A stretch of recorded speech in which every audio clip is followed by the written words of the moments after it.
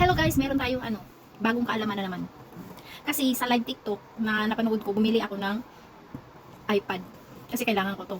So ngayon, kailangan ko to sa mga business na mga maliliit. So ngayon, kasi sa live, hindi sinabi nung nagla-live na itong iPad mini to is hindi siya ma-downloadan ng mga latest ngayon ng mga apps. Like Facebook, Messenger, kahit ano.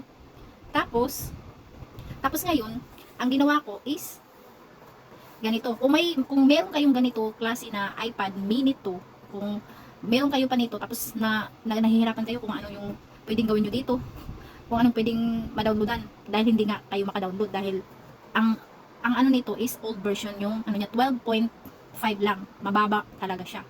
Kasi ang latest ngayon is 15 pataas na. So, ang ginawa ko para maka-download dito, para magkaroon to ng apps kasi wala talaga siyang apps, mga basic lang yun nandito.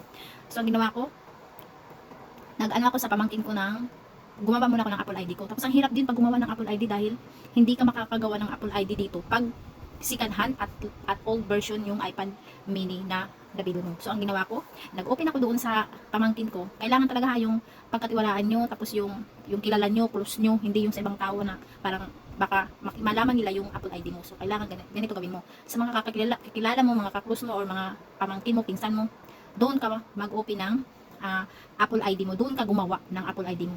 Tapos, ang gagamitin mo is yung email mo mismo na gamit mo na, kahit sa Android na ginagamit mo na email, yun ang pwede mong gawing account, gawin mong email sa Apple ID mo. Tapos, ang password naman is ikaw na gumawa. Malalaman talaga yun ng may-ari kasi siya yung gagawa, or kung ikaw mismo ang gagamit sa cellphone niya. Tapos, password.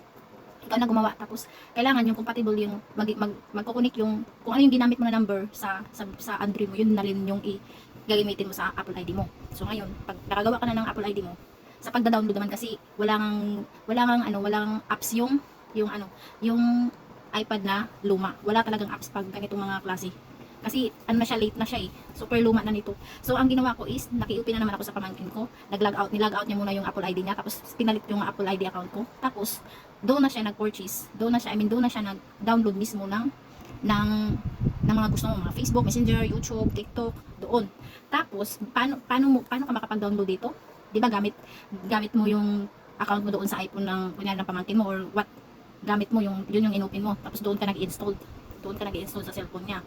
Pero okay lang yun kung mag-i-install ka doon mismo sa cellphone niya. Pagkatapos mo ma-download lahat ng gusto mo doon sa iPhone ng pamangkin mo, i-search mo lang punta ka na uli sa iPad mo. Search mo lang yung account mo mismo. Hanapin mo yung purchase. Wag yung purchase kasi wala doon. Ang pipindutin mo is yung personalized recommendation.